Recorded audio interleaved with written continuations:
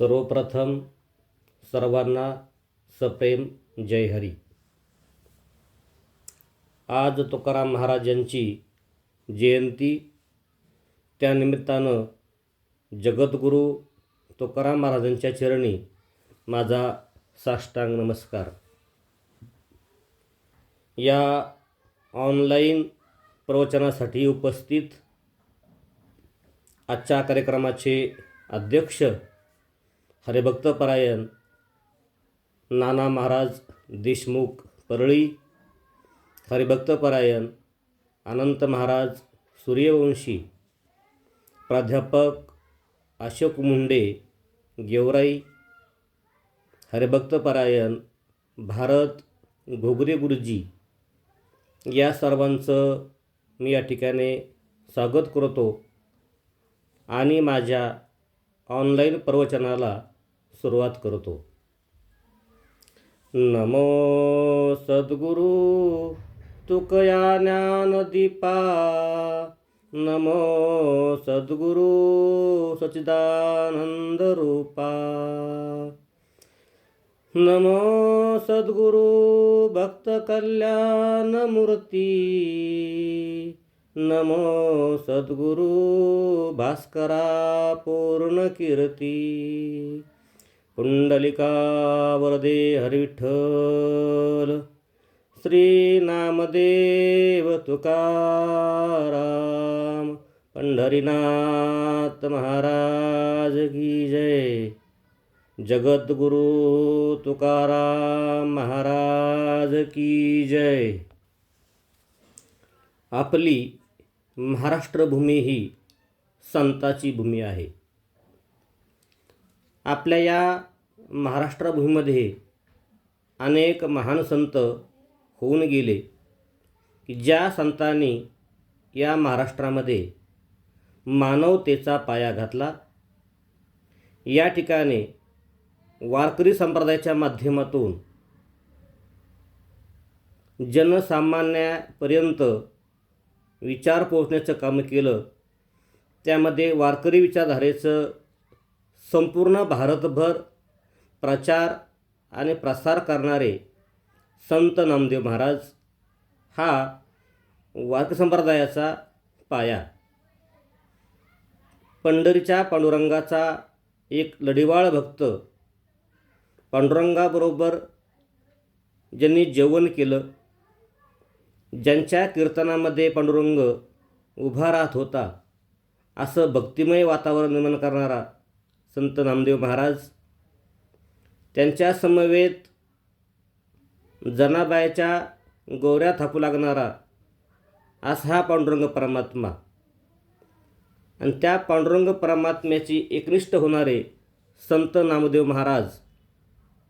आणि संत नामदेव महाराजांचं जे राहिलेलं अपूर्ण काम की त्या ठिकाणी संत नामदेवाने त्या ठिकाणी तुकाराम महाराजांच्या स्वप्नामध्ये येऊन सांगितलं, नामदेवे केले स्वप्ना माझी जागे, सवे पांडुरंगे येऊन या, सांगितले काम करावे कवित्व, वावगे निमित्त बोलू नये.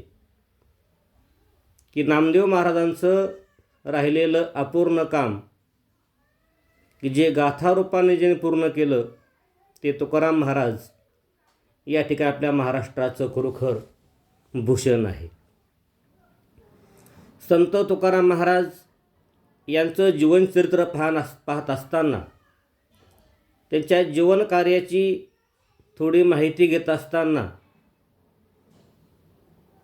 त्यांचं जे कुटुंब आहे ते निस्सीम वारकरी कुटुंब, ज्यांच्या कुटुंबामध्ये पांडुरंग भक्तीचं खूप मोठं वेड होतं. त्यांचा जन्म 2 फेब्रुवारी 1608 रोजी देहू या गावी झाला, जिल्हा पुणे. त्यांच्या आईचे नाव कनकाई, वडिलाचे नाव बोलोबा आंबिले. त्यांचे मूळ घराणे हे मोरे. त्यांचा मोठा भाऊ सावजी, धाकट्या भावाचं नाव कान्होबा, पत्नीचं नाव जिजाबाई, की ज्यांना ते आवडी या नावाने हाक मारत. ह्या जिजाबाई पुण्यातील प्रतिष्ठित व्यापारी आप्पाजी गुळवे यांची ती कन्या आहे. खूप मोठे सावकार असणारे आप्पाजी यांचे ते मुलगी होत्या.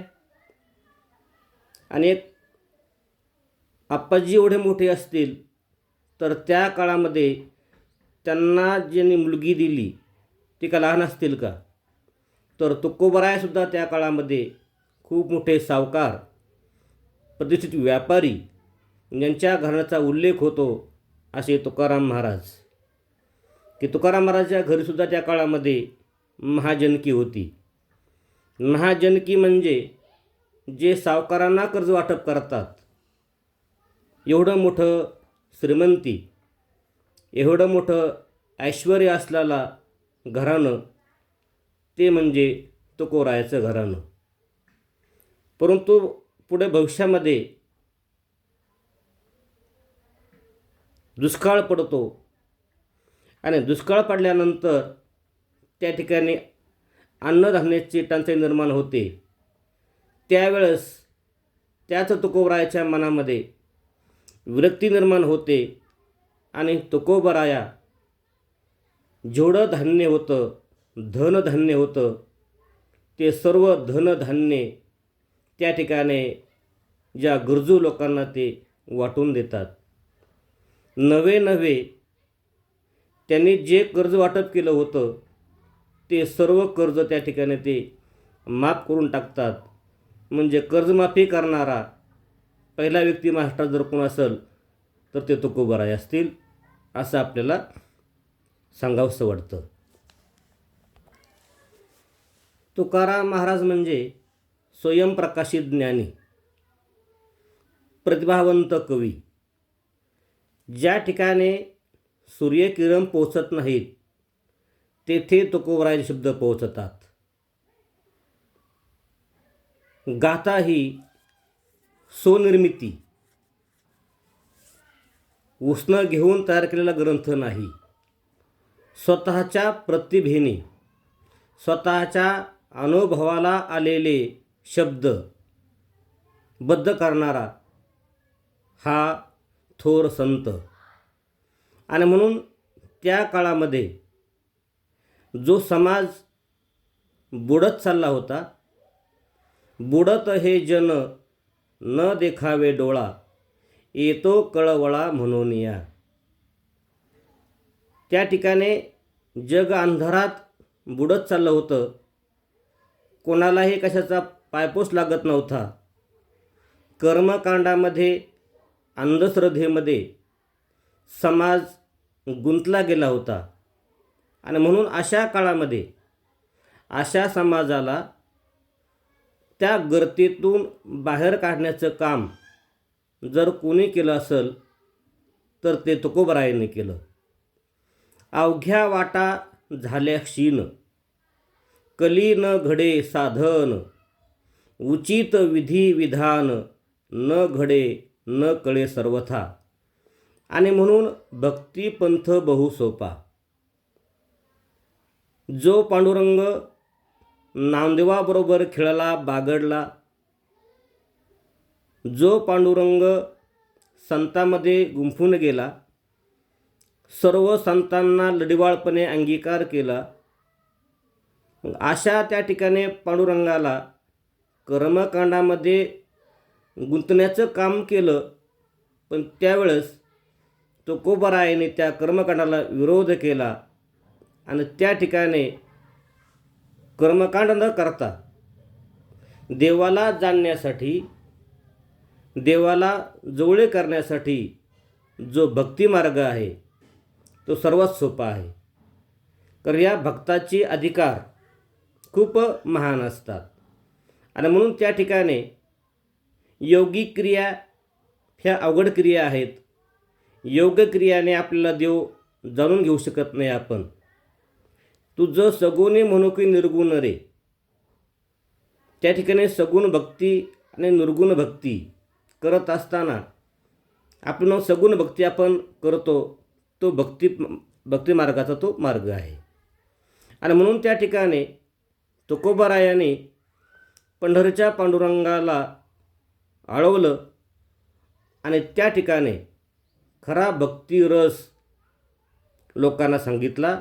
आणि म्हणून त्या ठिकाणी आपण आजच्या प्रवचनासाठी जो अभंग घेत आहोत, तो अभंग पाषाण देव पाषाण पाहेरी, पूजा एकावरी पाय ठेवी, सार तो भाव अनुभवी देव तेची झाले, उदका भिन्न पालट काही, गंगा गोड येरा चवी काय नाही, तुका म्हणे हे भाविकाचे वर्म, येरी धर्म विचारावे.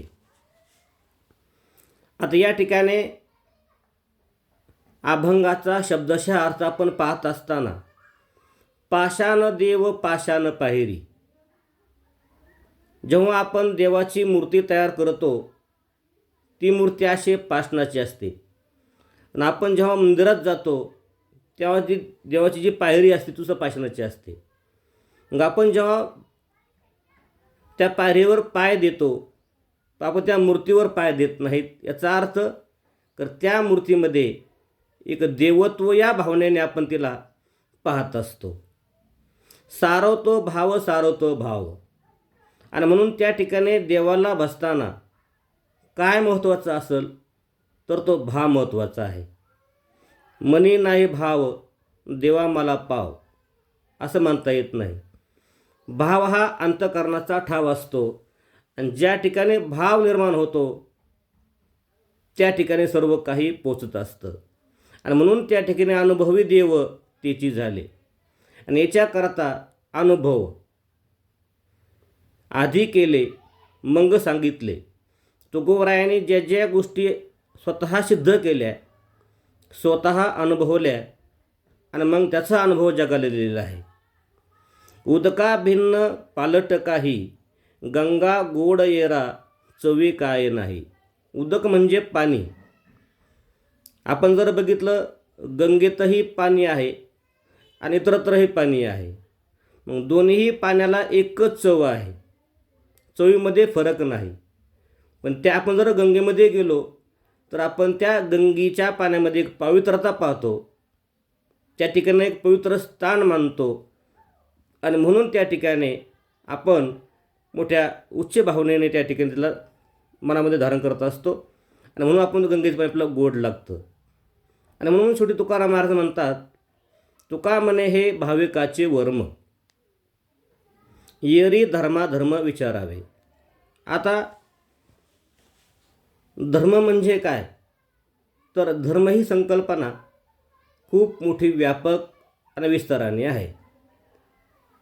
आपल्याला धर्म म्हटल्यानंतर आपल्याला जाती धर्म आठवतात. धर्म याचा अर्थ आहे चांगलं वागणे, धर्म याचा अर्थ आहे धारण करणे. मग भाविकाचं वर्म काय असेल तर भक्तीची अंतरेची अवस्था. जो व्यक्ती ईश्वराशी मन, वचन आणि क्रिया याद्वारे जोडलेला असतो तोच खरा भक्त. आणि येरी धर्म विचारावे याचा अर्थ असा आहे की धर्म आणि अधर्म हे बाह्यतेवरून ठरवता येत नाहीत. त्यासाठी प्रत्येकाने त्यांच्या अंतर्मनामध्ये जाऊन सत्य, न्याय आणि दयाळू वृत्तीच्या आधारे आपण जीवन जगलं पाहिजे. म्हणजे धर्म आपल्याला काय सांगतो तर धर्म हा आपल्याला आपलं कल्याण करा सांगतो. धर्म हे आपल्याला चांगल्या मार्गाचं अनुसरण करा सांगतो. धर्म हे आपल्याला जोडण्याचे काम करतो. आणि म्हणून त्या ठिकाणी भाविकाचा जो वर्म आहे तो वर्म त्या ठिकाणी आपल्याला जाणून घेण्यासाठी तुकोबारायांनी या अभंगातून आपल्याला उत्तर सांगितलेलं आहे. संत तुकाराम महाराजांनी आपल्या आयुष्यामध्ये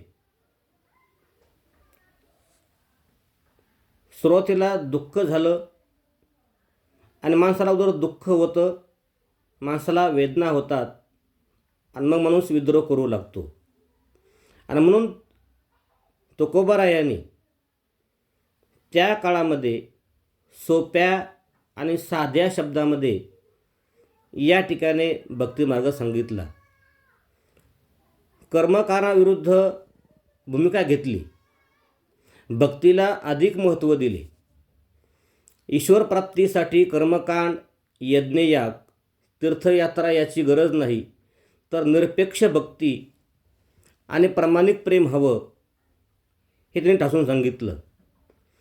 भक्तीची महत्ता सांगत असताना बाह्य कर्मकांड आणि व्रतवैकल्ये याला अजिबात महत्त्व दिलेलं नाही.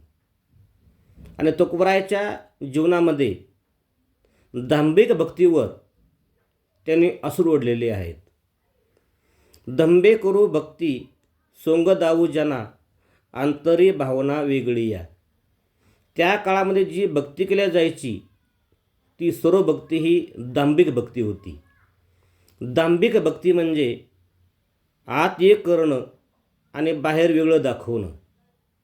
आणि म्हणून तुकोबारायाला ती भक्ती आवडली नाही आणि म्हणून त्याने त्या ठिकाणी त्या ढोंगी वृत्तीवरती खूप मोठे प्रहार केलेले आपल्याला दिसतात. तुकोबारायाची शिकवण अतिशय सोपी, अतिशय साधी. त्याने सांगितलं, मऊ मेनाहुनी आम्ही विष्णुदास, कठीण वज्रास भेदू ऐसे. आम्ही जर मऊ झालो तर मेनाहून बी मऊ आहोत आणि कठीण झालोत आम्ही वज्रासही कठीण आहोत. ज्या ज्या ठिकाणी जसं जसं आम्हाला वागता येईल तसा विचार तुकोबाराने म्हटलेला आहे. त्या काळामध्ये सामाजिक परिवर्तन करण्याचं काम तुकोबारायानं केलं. कर्मकांडाच्या नावाखाली होणाऱ्या अंधश्रद्धा, भेदभाव त्याने विरोध केला आणि सांगितलं, बाबा हो, अरे काया ही पंढरी, आत्मा हाच विठोबा आहे. साकार भक्तिभावा ठेवावा. देह जर पंढरी आहे आणि आत्मा जर विठ्ठल आहे, मग बाह्य कर्मकांड न करता अंतःकरणाने भक्ती करावी हे ठासून सांगितलं. जातीचे धर्म ते संप्रदाय नाही, भक्तिभाव ते सांडावे. फक्त जातपात आणि कर्मकांड करून भक्ती होत नसते, तर ते टाकून भक्ती करावी लागते. असा सरळ तुकोबारायाचा भक्ती मार्गाचा हा अनुभव. तुकाराम महाराजाचा धर्म म्हणजे एक निर्मीड भक्तिमार्ग, भक्तिमार्गाचा पुरस्कार, कर्मकांडाचा विरोध, सर्वसमावेशक विचारधारा, नैतिकता आणि सामाजिक सुधारण्यावर भर, असं तुकोबारायाचं हे जीवनचरित्र आपल्याला पाहायला मिळतं. तुकोबारायाने धर्माची खरी ओळख करून दिली. देहूचे देहू देवाच्या गावा, याच्या धावा नाम घ्यावे.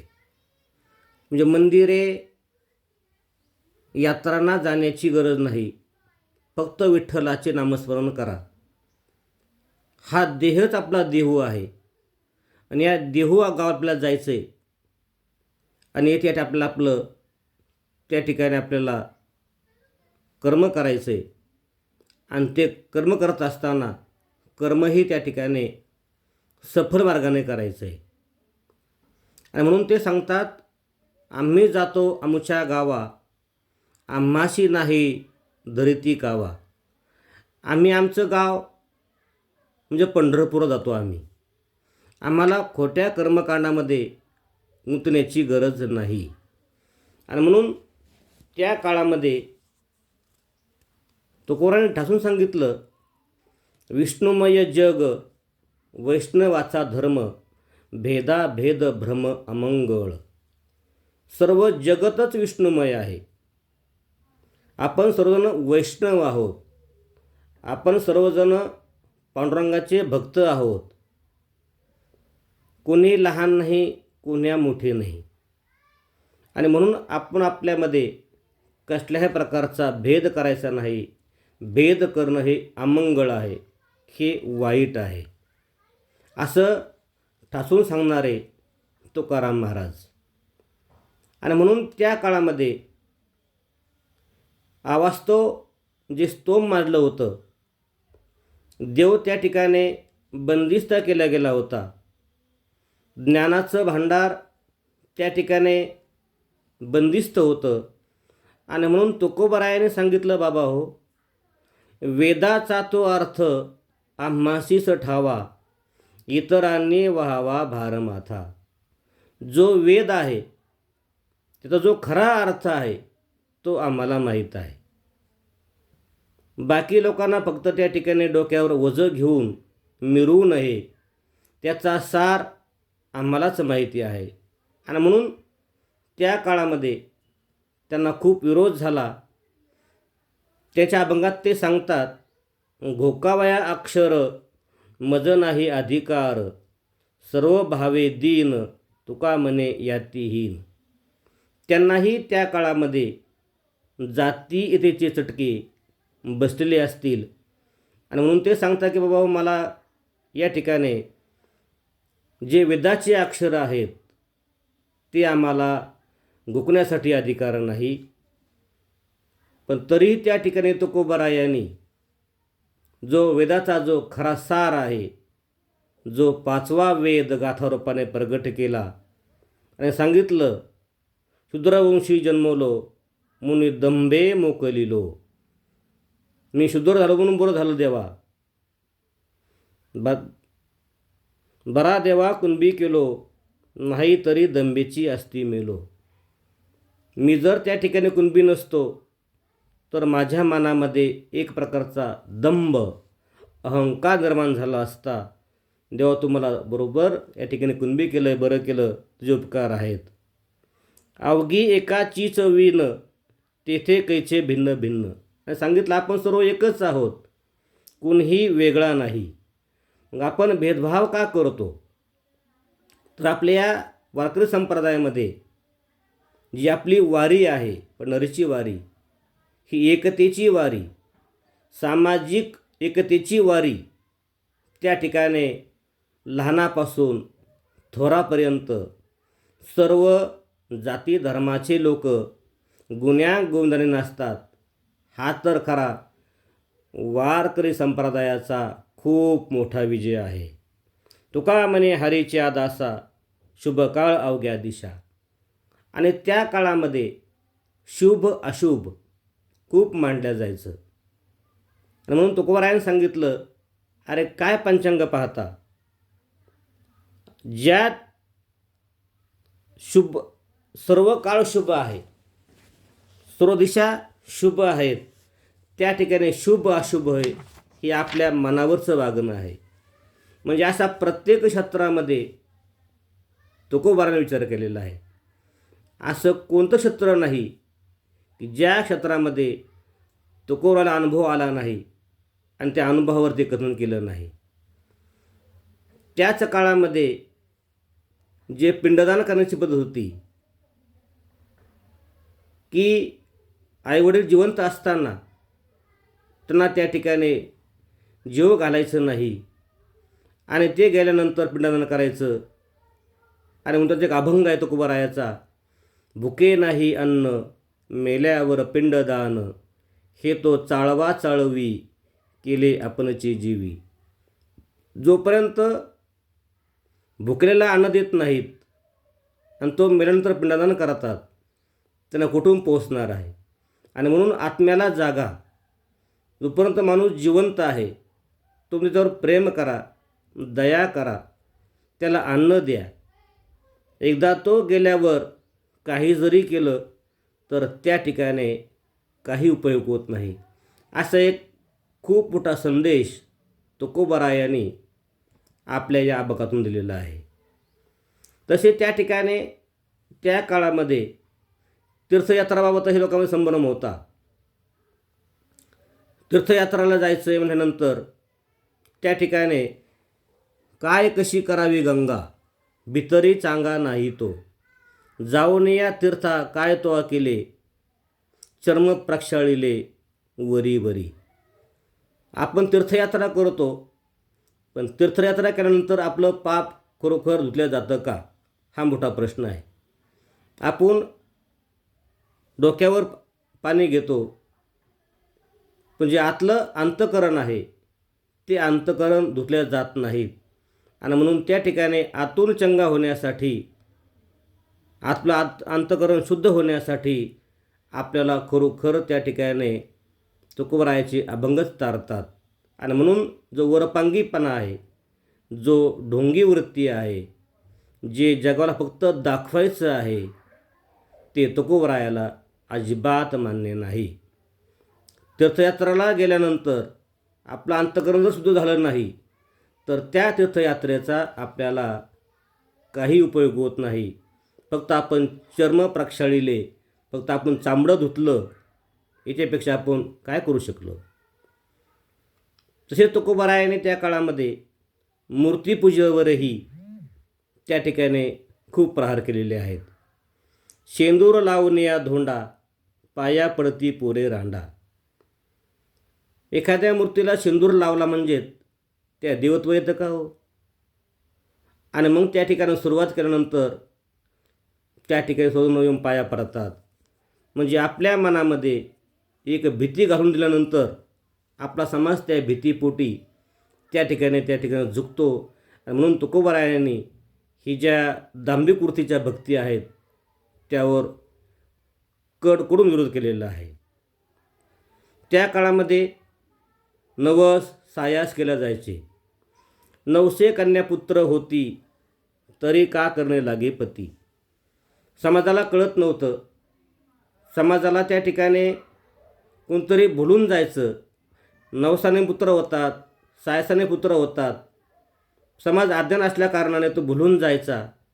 अशा समाजाला त्या ठिकाणी अंधकारातून बाहेर काढण्यासाठी तुकोबरायांनी अभंग लिहिले. बाबा हो, नवसायासाने त्या ठिकाणी पुत्रप्राप्ती होत नाही. त्याच्याकरता तुम्हाला देवाला नवस करू नका रे बापा हो. तर त्या ठिकाणी 900 पुत्र होणार नाहीत. ही मनाची तुमची जी धारणा ही चुकीची आहे, हे सांगणारे तुकोबराया. त्याच काळामध्ये जे भोंदूवृत्ती होती, आजही समाजामध्ये खूप असे ढोंगी लोक आहेत, भोंदू लोक आहेत.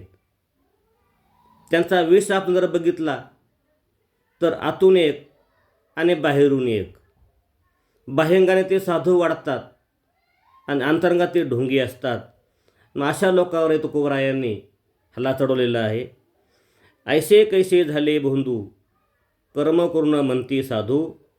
अंगा लावून या राख, डोळे झाकून करती पाप.